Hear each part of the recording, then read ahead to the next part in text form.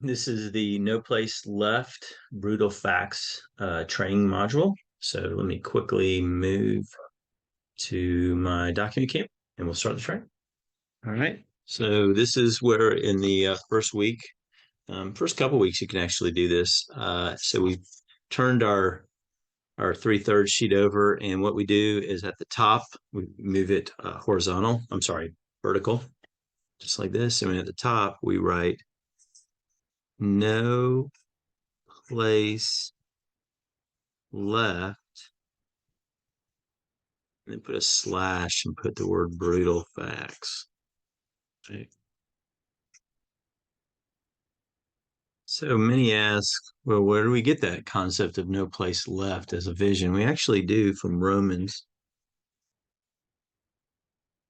15:23, where Paul says, there's no place left for me in Asia to share the gospel. And so he's got to move on to other areas. Amazing concept. Not everyone got saved, but everyone had heard. Just incredible.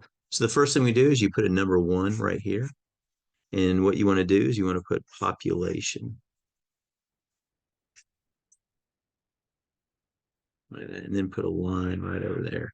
All right. And so you determine the population of the area where you're training. So let's just, for argument's sake, the population of the county, the city, whatever, I mean, whatever the you can break it into, it depends on where you're at. But let's just say it's 100,000 people.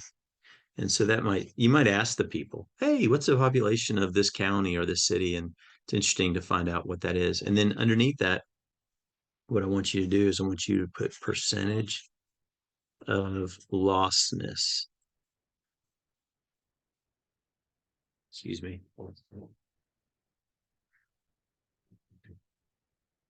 All right. So the percentage of lostness, it varies depending on what part of the United States you go. And we get that from the North American Mission Board, but the lowest number that we can find is 75%. So I typically go with that if you're training in the Bible Belt.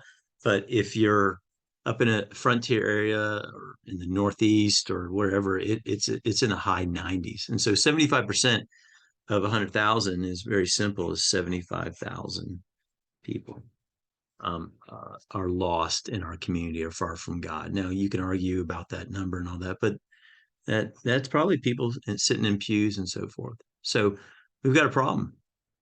We got 70, close to 75,000 people in this area are far from God. The question is, whose responsibility is for these people to hear the gospel?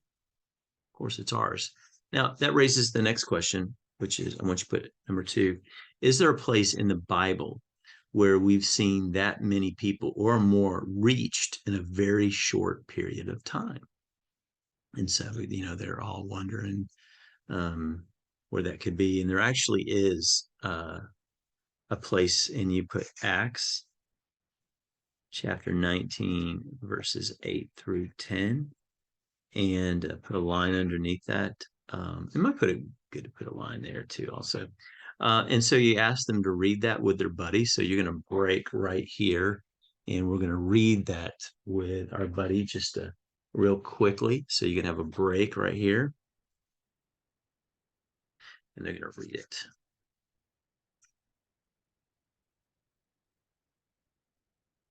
Right. You come back and you ask them some questions. What did you guys observe? And you're going to hear all kinds of stuff. But there's basically 2 things we really want to focus in on that just absolutely are hard to imagine. But all Asia, according to Luke, heard the gospel. Now, that's the area of southwest Turkey where the 7 churches of Asia, Revelation are. But according to, I think it's Rodney Stark, who wrote a book on the history of Christianity, there is somewhere between 7 to 14 million people in that area at that time. And the another amazing thing is that all these people heard the gospel in a 2-year period. That is absolutely amazing. Which begs the question, how did that happen? And so we've heard all kinds of theories based on that passage. One of them more, not say popular, but totally, I don't see how, is everyone filed into the Hall of Tyrannus and heard Paul. And obviously that's preposterous. That would be impossible to do in 2 years in a small area. So clearly what happened here at the Hall of Tyrannus in this 2 years is the Hall of Tyrannus became like a pinwheel, and it was just shooting people out into the surrounding area of Asia there, and they began to gossip about the gospel, mouth to ear, which raises number three. It raises a couple questions we need to ask ourselves. The first question is, what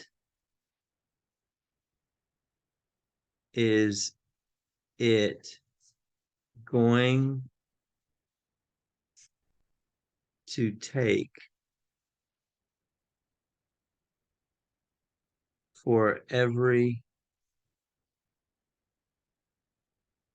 person to hear the gospel in our community?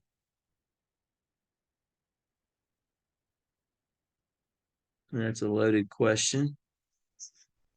That's the first question. So I'll put that as A, question A. Question B, I want you to ponder is, what are you willing to die to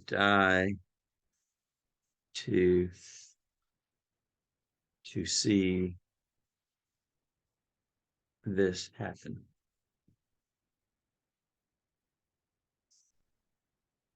So what we do at this point, I want you to break with your buddy, and I want you to attempt to answer these two questions.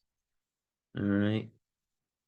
And then you come back and you ask them, um, hey, what were some of the things you guys talked about? I mean, these two questions would take up a whole day to answer, but we just want to start to prime the pump and get them ask them. At the end of this, I ask, hey, who next week, ask a person who next week can present this to the group. And it's all they got to do is do 1, 2, 3.